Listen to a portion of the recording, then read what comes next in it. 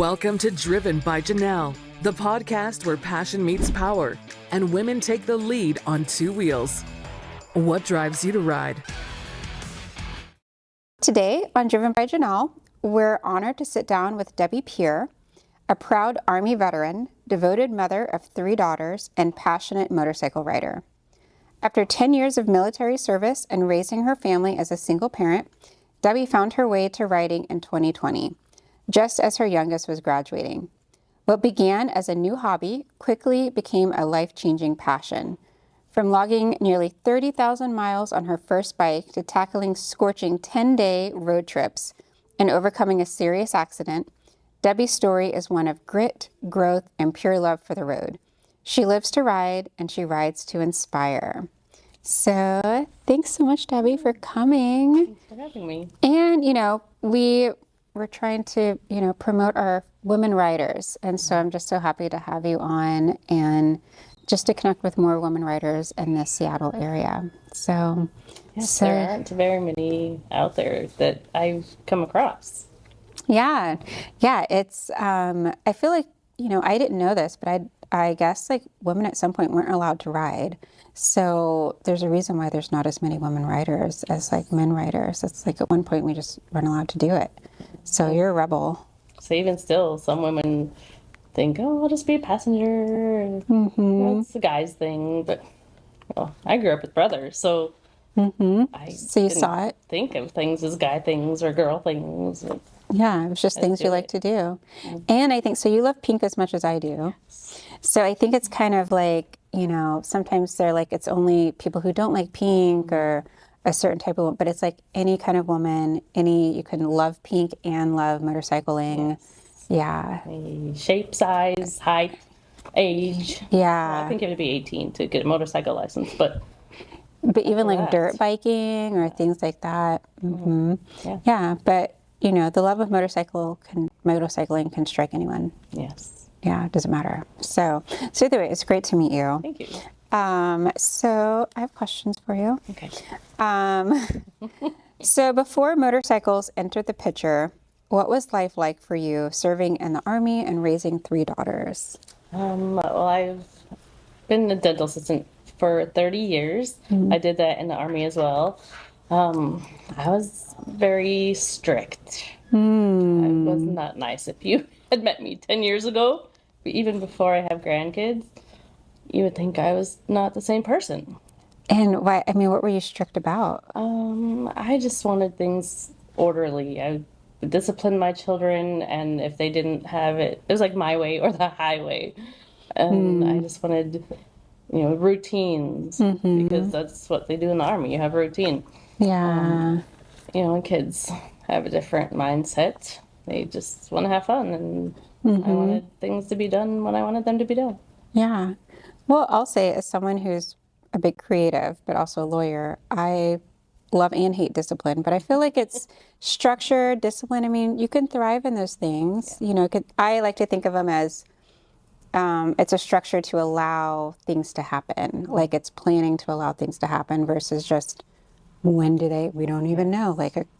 So I'm sure there's a balance, but yeah. So you were super structured before, and then what happened? Well, it was like structured chaos. Oh, okay. I guess is a better way to put my life, raising my children. I just wanted them to grow up to be strong women because I grew up with aunts and my mom being strong women, and I wanted them to have that as well. And they're half black, so the world wasn't as pleasant to life of certain people, as others. Back then, it didn't seem as bad back then as it is now, but I just wanted them to be able to survive. Yeah. And it's definitely, I know it's not what we're here for, but the world is not always the nicest place, and you have to be prepared for the realities of the world. So it's great that you're trying to prepare your kids for that. Yes, and now I see myself in all 3 of their personalities.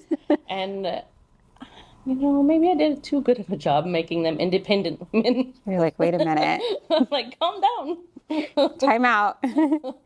Yeah. Great. They grew up way more polite than I imagined they would be. That's- I love you guys. Yeah, yeah. Well, that's great though. It means you did a great job. Yeah. So that's good. So your youngest graduated, and you were like, "This is it. This is my Yes, I time." need a hobby. All I did mostly was work, come home, crochet. I crocheted hats, scarves, blankets. Oh, that's so And I'm so good at that. I taught myself from, I'd watch YouTube videos to learn how to crochet different styles, and it was okay. But I just wanted more. And my dad would take us to Alki growing up, and there would be the line of bikes, motorcycles outside by the beach. And I was like, oh my gosh, I want them. I want one. Yeah. He's like, don't touch them. Don't touch them. Really? So, that comes back to where women are taught don't touch motorcycles. Was your dad like just afraid of you riding as a woman, or just in general? Like, did he have an experience with motorcycling? Probably in general. Well, I was the only daughter. I had three brothers. But yes, come to find out, about 5 years ago, I found out he rode so many motorcycles. Crazy. He had Yamaha, Suzuki, BMW, Harley. He said BMW was his favorite. I'm like, why was I only 45 when I found this out? I'm older than that now. But, yeah. But did your brothers rode? No. Oh, so no one was No, allowed to ride. my whole life was anti-motorcycle for my dad. Wow. I think that's what made me want to do it even more. Did he have an experience with it where he?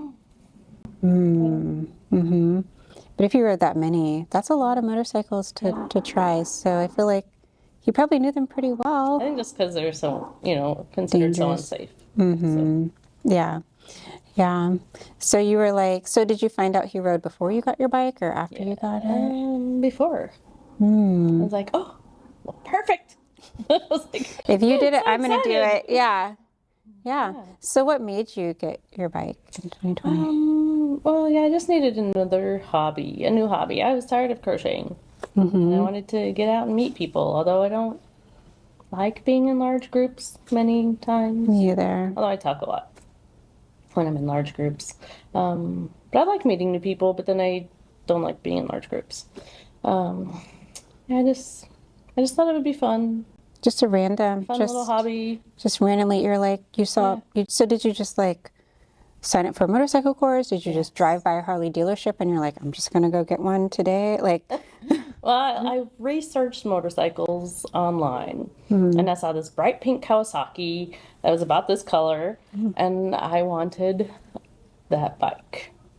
Although my height doesn't allow to ride on a Kawasaki height-wise. yeah. But I wanted that pink bike, and so I bought a helmet in 2018. Wow. It was black You're and pink. prepared. Yeah. I bought a jacket in 2019, and then bought a motorcycle in 2020. Yeah, so you really like prepared for this. I mean, in a very, detailed way, but Yeah, it's a little backwards. Most people buy a motorcycle first, but I bought a helmet first. But you were like speaking it into existence. So you really wanted it. So what made you pull the trigger in like 2020? 2020, I was just tired of sitting at home. I wanted to get out. Yeah, And then I worked in Kirkland in 2020 from Kent, and I wanted to ride in the carpool lane without getting a ticket. Not saying I got a ticket. Who does that without a passenger? I don't know. Not at all. But Not me. no. So I just wanted to ride in the carpool lane, and the motorcycle was the easiest way to do it. Very cool.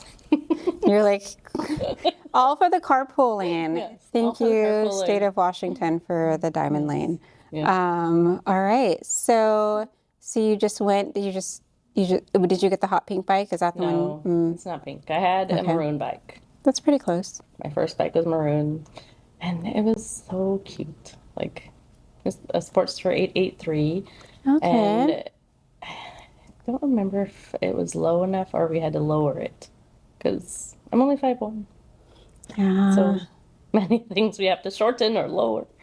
But, then I bought boots that Yeah. are Doc Marten boots that have a good heel on them. So I was flat foot to be safer. And yes, it was really fun. And so you got your bike, Sportster, and you said so like, did you have other friends or your husband or someone who rode already? No, Okay. it's just me. I met Really? the day I bought my bike. They were having a Harley chapter meeting the next day. And I saw some people out in the parking lot, and they said, "Oh, you were just inside buying a bike." I said, "Yes, I was." And they said, "Come to our chapter meeting tomorrow." And I'm like, "I don't know what that is." But I went, and that was January 3rd of 2020. Wow. Man, you did it right in time. Yes. And my first meeting, they had me stand up. I didn't know anybody. Had to describe myself and how long I've been riding and what I wanted to do with my motorcycle. And I've ridden 28 miles at this point. Ever. 28 miles Wow. only. And I told them I wanted to go to Sturgis. And everybody laughed at me because nobody really rides to Sturgis, let alone on 28 miles riding ever, but on a Sportster because they're usually not very comfortable for long distance rides. And I didn't go that year. I did go in 21 on a Sportster. And it was the most exciting ride. Really? Okay. Kept up with the big boys. So, how long was it between when you got your bike to It was Sturgis? a year and a half. Okay. Yeah, that's a good amount of time. That's a good amount of practice. So how was it riding to Sturgis? Oh, it was amazing. Like, Felt like I was in a car, except really? with a lot of wind.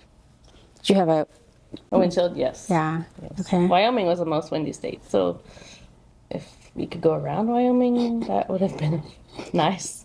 It was beautiful, but Yeah. very windy. So was that your first long distance ride? Yes. Oh, wow, that's Yeah, beautiful. it took about 4 days to get there. Okay.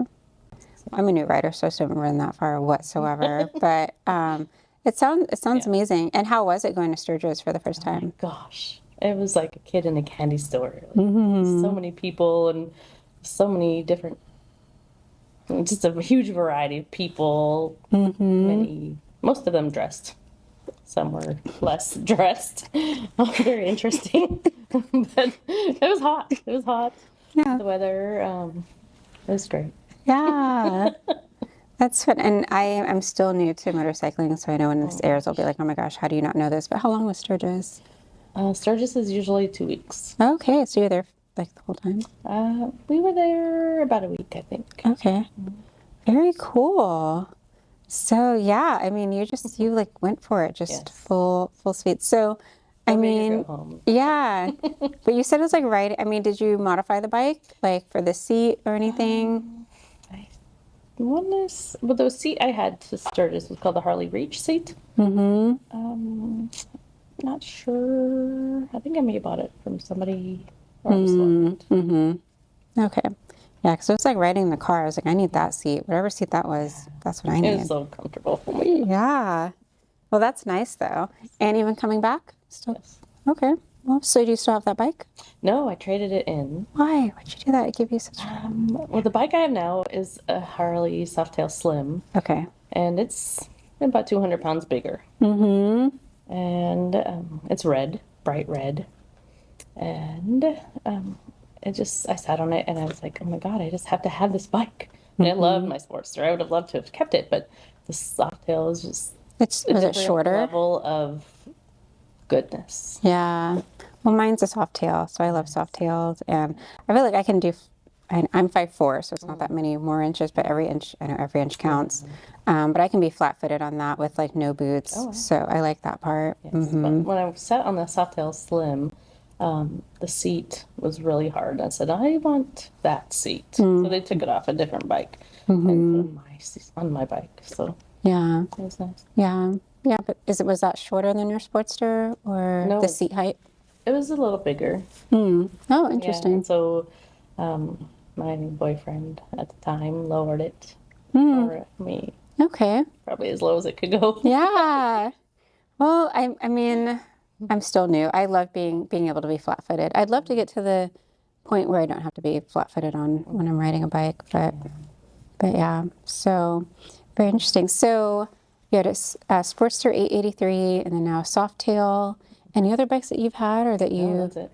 Yeah. Any bikes that you're like, oh my gosh, I can't wait to get this one. Well, I really liked the whiskey orange colored Road Glide, but Oh. it can't go low enough for me. But I really love my Softail Slim. I plan on keeping it till it's like 200,000 miles. That's I'll get a new awesome. engine if I need to. 'Cause it just fits me so well.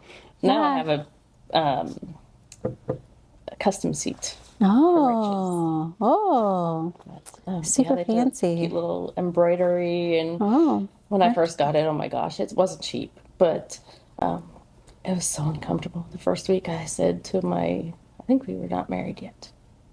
We're married now, but I said, why did you spend so much money on this seat? It's so uncomfortable.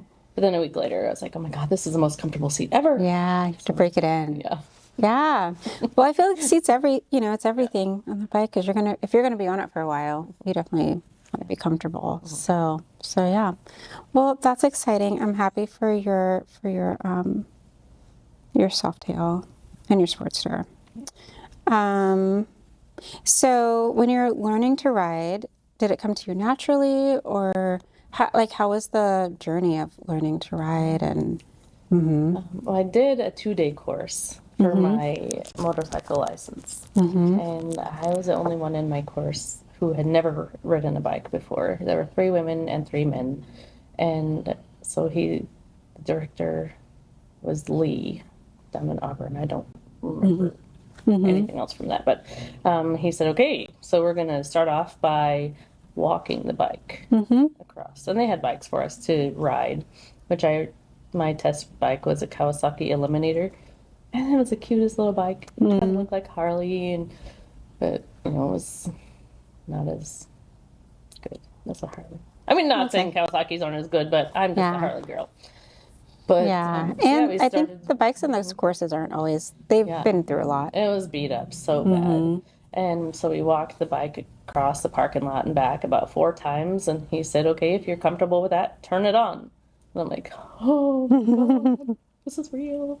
And so then we, had it in first gear and rode across the parking lot about 4 times. And then he said, okay, now we're going to do this course to go around cones. And I was like, oh my gosh. And then by this time, one girl had fallen over and she was out of the course.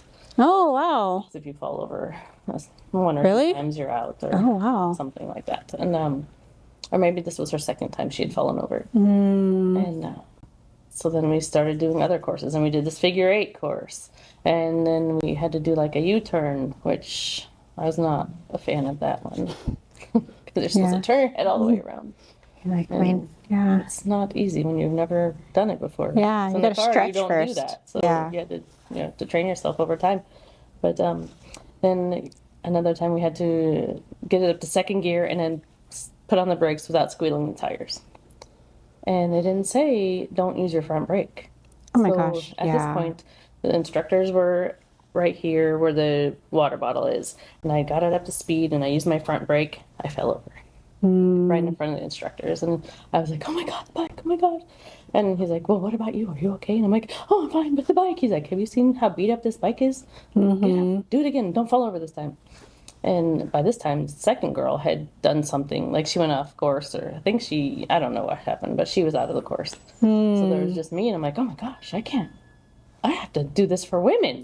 Like, I can't. You're supporting all of womankind. Never ridden a motorcycle. I had to do this for women. So, yes, I completed the course and thank you. got my license. For all women everywhere, yes, we do thank you. Yeah. Well, that's good. So 2 of the women left? Yeah. Wow. And they'd ridden before? Yes. Wow. Well, way to go. Yes. Yeah. That's the determination and to prove a point, and got it done. Wow. Well, so did you feel like you're like, I love motorcycle riding after this, or after that course? Yes. When I picked up my motorcycle here at Jet City, I went in the parking lot with the dealership staff that had sold it to me, and I tipped it over onto the crash bar. Like, it was leaning. It didn't fall all the way over. And he's like, oh my gosh, are you okay? And I'm like, yeah, but I can't pick it up. It's 500 pounds. So he helped me get it standing upright. And it was kind of starting to rain, so I didn't want to take it home in the rain. And so I picked it up a couple days later after the Harley meeting. And once I got it going, I didn't even wave goodbye because I wasn't going to stop. So the next couple days after that, I came back in my car and they're like, we didn't know if you made it home okay. We're glad you're okay. I was like, yeah, I did fall over. I'm good. Oh. Yeah, so, And then that's it. yeah. Oh, that's so crazy. So, I mean, so did you like practice like in your neighborhood? Like, how did you like learn? I mean, There were members of the Harley chapter that were saying, let's go to a parking lot and practice. And I don't know if it's just parking lots I don't care for, because every time I went in a parking lot, I would tip it over onto the crash bar. So I was just leaning 45 degrees. But I was like, once I got on the road, I just went. that's honestly, it's better than being the opposite. Yeah. Of only riding in the parking lot and Yeah. tipping over the road. So, Yeah. So wow. I just didn't ever ride in parking lots after that to practice. You know, I've been practicing like only in parking lots, so maybe that's a problem. Gotta get But out on the road. I know I'm too nervous because I went over the handlebars on my motorcycle safety course and it like terrified me. Oh gosh. But it's because I squeezed the front brake too hard. Now I know, but I didn't know at the time. I was like, I don't know what's happening. I was like, this bike is just crazy. It's a mind of its own. But I fell over in gravel a few times. It's really not fun. That's no, from using my front brake. So yeah, stuff well with gravel. probably not. I had one time my whole right side was a little bruised and swollen. I had to wear sweatpants for a few days because I couldn't fit in my jeans because it was so swollen. Wow. So, well, that's fun. And yeah. Yeah, I think for me, it's like I had all my gear on except I had my face shield up. So then I just hurt my face. But what I loved was that because I had all my gear on, like I didn't hurt anything else, so like my hands, like, you know, so I'm like, as long as I have my gear on, I think, you know, I'll be pretty okay. But you can't help from falling. You know, falling is part of learning, or failing is part of learning. So just getting back on it. So yeah. So what was your first like long distance? Was Sturgis your first one, or did you have other like shorter long distance trips? Well, we have this challenge ride site called Hogwash through the chapter. That there are 36 sites around Washington, like all four corners or everywhere in between, where you go to like a post office in Blaine and get a picture with your motorcycle and yourself and the post office. So I've gone all over Washington to do those for the past few years. But Sturgis, I think, is my longest. Yeah, very cool. Very cool. I hope to do that one day. So, Have an yes. open mind when you go there. Yeah. Yeah. Well, I will try to do that. Okay. So now, like, how many times have you been to Sturgis now? I've been twice. Okay. I guess, was it the same experience both times? Did you go on your Sportster both times, No, or the first time on the Sportster, second time on the Softail Slim. how did it compare? The rides were similar, very comfortable. Did you get there like faster on your Softail? No. Fewer bugs in your mouth? I don't know. Just yeah. Bugs are so many bugs. Oh my gosh, I'm not a fan of bugs. Yeah. There's a grasshopper. Oh my gosh. Part of him on my husband's Oh. front of his motorcycle. That Oh, poor little grasshopper. Yeah. Yeah. Very exciting. So, but you've been on, so you have Sturgis, you said you've been around, is it the state of Washington? Or, yeah. And I guess, how did that compare to Sturgis? Or like, I don't know how many days it was, or. well, I grew up in Washington, and there are so many places I never seen prior to getting a motorcycle. So many places I probably would never have gone to. And so, like country, desert, the ocean, just it's really Like a freeing thing. Yeah. Yeah. Do you ride in all kinds of weather, or? I did it first. I didn't mind riding in the rain. I remember, I think in 2020, I had ridden to my aunt's house in eastern Washington, and I got up to go, I forget the name of the city, but it was towards the Oregon River. And she's like, can't you wait until it's at least above 30 degrees? And it was like 28 degrees, I think. And I said, oh, yeah, I guess so. So an hour later, it got 32, and I took off. I didn't have heated gear back then. I just Oh wore my sweatshirts gosh. and gloves and T-shirts and long sleeve, short sleeve. I had like 6 layers on, but now I have a heated jacket and heated gloves, and I don't know how I ever rode without them. Were you freezing or were you not at all? Yes. Yeah. Yes. I would put those heat, little heat things on my gloves to warm my hands. And gosh, even up at Mount Baker, I want to say, I think Mount Baker, I went after work one day on a Friday. I was like, oh, it's only a couple hours up there. But it got dark about 5 o'clock. So on the way home, it was so foggy. Like I had to keep wiping the windshield, and I had to like put my head over to the side so I could see. I think I got home at 7 o'clock, and it was about 34 degrees Wow. when I got home. I don't recommend that.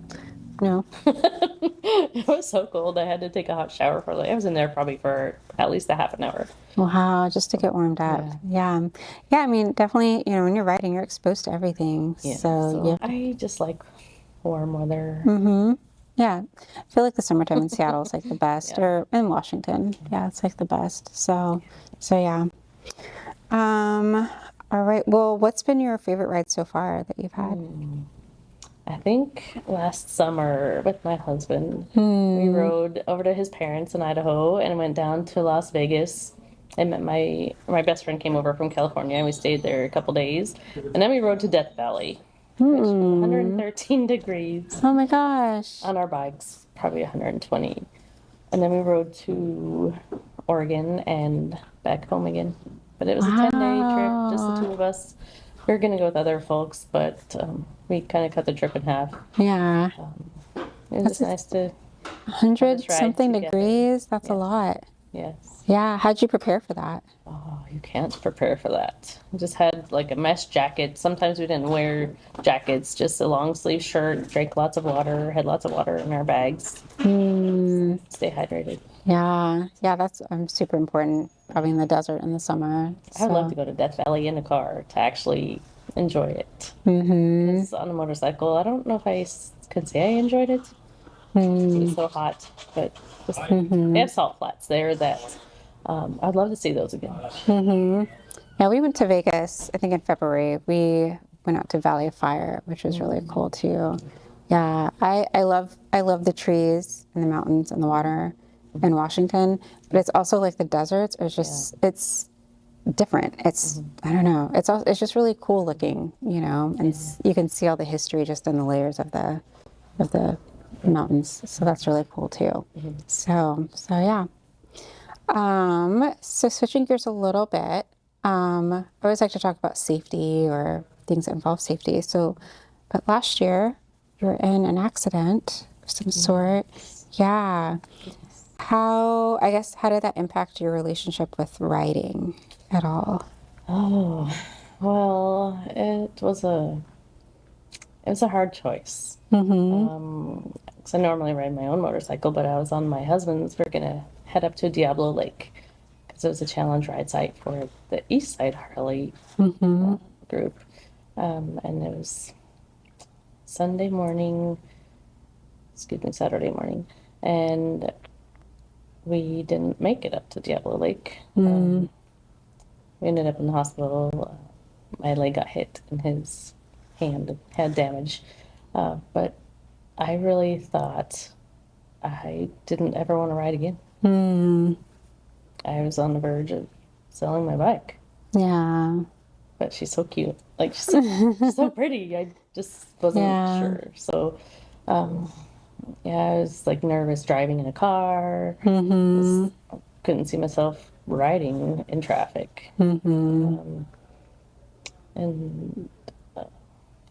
There's encouragement from my husband and friends are like, oh, don't just sell your bike yet, just think about it. And other friends that were in accidents, they had told me about theirs, and mine was kind of not as bad. So, I mean, grateful we're all alive still, of course. But I don't know, I just had that drive still in me saying, don't give it up, don't give it up. Yeah. But then I'm like, well, in my head, I'm not talking to myself, but like, oh, I don't know if I'm going to ride again, but I don't want to sell my bike because if I do ride again, I don't want to buy a new bike. Right.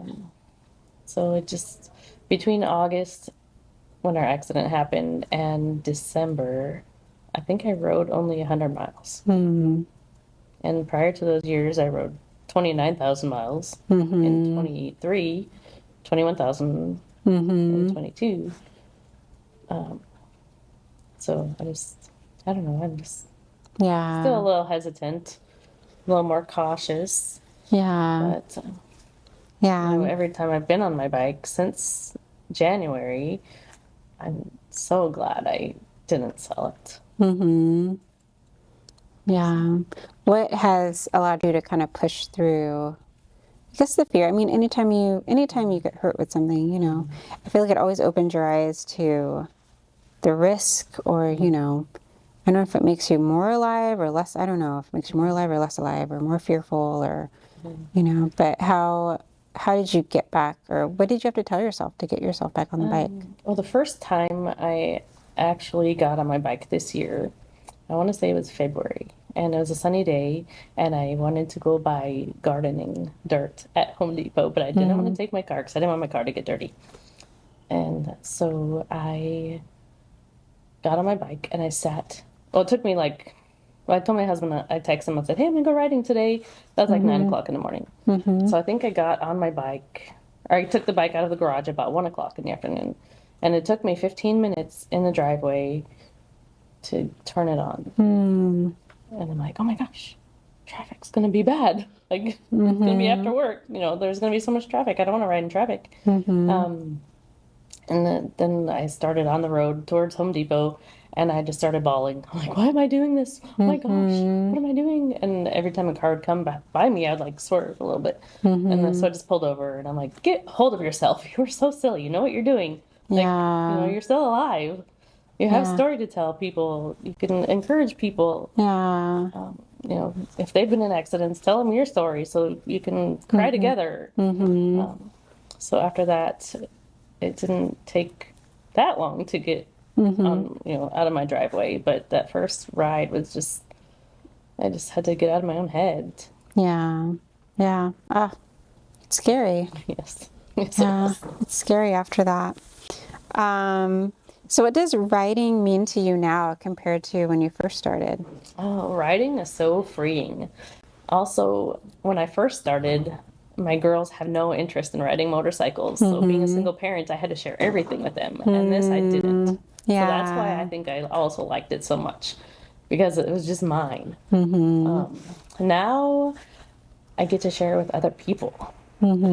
Still, I don't have to share with my daughters, which is nice. Yeah. Yeah. But yours just, yeah. So it's something I get to do with adults, even though my daughters are grown, they're adults now, but it's mine. It's not theirs. Right. But I just get to share it with other folks I've met. Yeah. Yeah. You and me love pink. That's good to oh my gosh. More pink. There's a lot of pink here. I don't like pink. Come. We will help you. I don't know if this is going to make people like pink or not like pink, but obviously Okay. I love pink. I love pink. Yeah. I feel like it's a very happy color. Like anytime I see pink, I'm just happy. So, and why not share that happiness with others? I don't know. When I had my first daughter, well, I grew up with brothers. So when I had my first daughter, I was thinking, holy cow, what do I do with this girl? And so on the birth announcements, I said, no pink, please. I didn't want anybody to give her pink because I didn't grow up liking pink. Yeah. I was always got, clothes sent back or sent down from my brothers when they outgrew them. So it was not pink. Yeah. But by the time I had my second daughter, I had painted my oldest daughter's room pink. She loved it. And I think that started my love of Your love of it. I think I read somewhere, and I could be wrong, but I thought maybe back either in the 1700s or 1800s, or at some point, pink was like associated with masculinity versus femininity, which is so interesting. I don't know when it was, and I could be completely wrong on it, but it's actually just like, I don't know. It's very interesting, but yeah. But I feel like pink is, I don't know. It's like I can't say it's like empowering, but it's just a happy color. Kind of is empowering. Yeah, I don't know why. Yeah. I don't know why, but it's a happy color. I feel like yellow is probably a happier color, but it annoys me. Yeah. So I'm like, I'm not that happy, right? I like yellow on sunflowers. I grow sunflowers, but okay. I wish they were pink. Oh my gosh, that would be so beautiful. Yeah, maybe it's because it's not pink as in a color you find out in nature as much either. You know, you get yellows, you get reds, you get greens, browns. Anyways, so so you've mentioned you'd want to see more women ride. Yes. What advice would you give to women thinking about getting a bike? I would say just take the course. If you haven't taken a course, just do it. And you'll realize whether you want to ride or not. And you might not want to ride right away. You might just want to be a passenger. I myself will never be a passenger again because of the accident we were in. But other people enjoy that. But for women, I would say just take the course. It's not very expensive. And that way you can say you've done it. And if after that you don't want to ride, then either be a passenger or don't ride. Yeah. But I think most people find it freeing. Yeah, I think so. Yeah, but I think it's just the encouragement. I feel like, again, there's not as many women riders, so I think it's just having that encouragement or support or just pure love of it without even knowing why, just pure love. And I've gone to a few women riding events where many of the women didn't ride. It was like a social group. But some women did ride, and I just wanted to ride more. So I, went to another group. So everyone has their preference. Yeah. And I mean, I feel like some of the women riders I see, and I'm almost 40, but I feel like learning to ride, I feel like a lot of times I always think it's like someone who's like 18 or 19, and it's like learning anything new later in life. But like people are like, it's just, so you got like your first bike and learning to ride 5 years ago, which I is was 45 when I learned how to ride. Yeah. So I didn't think I would ever learn something new like that at that age. And shoot, now I'll be 51 this year, and I'm proud of it. I'm proud to say I'm 51 this year. Yeah, and you ride, and you've gone to Sturgis, and all these things in like these last like 5 years, which is just, it's amazing. Like you can pick up a new habit at any time and learn a new skill. And this is a pretty badass skill, like learning how to ride a motorcycle. Yeah, like that's, so that's, and it's a really exciting thing to do, so that's just pretty cool that I noticed about you. Lots of cool things. Obviously the pink, the baking, the crocheting, but then motorcycle, I mean, you got all of it. I know people say, what can't you do? And I'm like, I can probably do anything, and watch a few YouTube videos here and there, and you can learn anything. But gosh, for riding, first of all, I grew up in church and don't go to church much anymore. But the last 5 years, I have prayed more, I think, in the last 5 years than I have in my whole life. So, that's kind of just helps give me that sense of peace, Yeah, and community. Yeah. And just a lot of things. So you get a lot from it. So, well, thank you for sharing your story. Oh, thank you. Yeah, I feel like you're going to motivate a lot of women riders. I hope so. Out there. Yes. So you've motivated me. Thank you. Because, like I came here to the Seattle Hog meeting, and I was like, you're like, I like pink. I was like, oh, there's someone else who likes pink. I love pink. I just don't like pink. I love pink. Oh my gosh. Yeah, but I just think like, you don't find that many women riders, and you don't find that many women riders who love pink a lot. Right. So I thought that was great. Yes, I think before I met you, there was a lady in the chapter who says, Debbie, I was at the dealership and I met a lady who loves pink as much as you. And I was like, oh my God, you're kidding. I said, I need to meet her. And here we are. Yeah, well, there we go. We have every time we come up, I'm sure we'll have some new pink items for you. So oh, goodness. That'll be great. Well, thank you so much for being on my podcast. Oh, thank you for having me. Yeah. And I look forward to future rides. I hope I won't slow you guys down. But I look forward to them. Yeah. Speaking of rides, on May 3rd, I'm going to be leading a ride from here. It's kind of a secret because I just want people to show up, not thinking, oh, I don't want to go to that destination. Okay. It will involve sweet treats. Okay. So it'll be about an hour. We're going to leave at 11:15 11:15. We're going to meet out front at 11 for the riders meeting. Okay, so the ride, just for the details, they'll be Yes. at the ride starting at Jet City, Yes. Harley, and Renton at 11:15. Yes. All right, and it's an hour-long ride. Yes. And then we'll come back here after our treat. Yeah, so it'll be just it'll be local ride, just women riders, and it's for International Female Riding Day. So they want women riders out on the roads just to show women ride. And a lot of women who don't ride, like I said, are passengers. So the men who drive them can come along with the women on the back, or even men in general, I guess, can come. But they'll have to be in the back of the group. Yes, women are leading all of it. It's Yes. women who ride. So, Yeah, well, that's exciting. Yeah. And way to go for leading it and Thanks. putting that on. Yes. So that's, again, more amazing stuff. just all around. Yes. So, and is there just anything else you'd want to share that we didn't cover?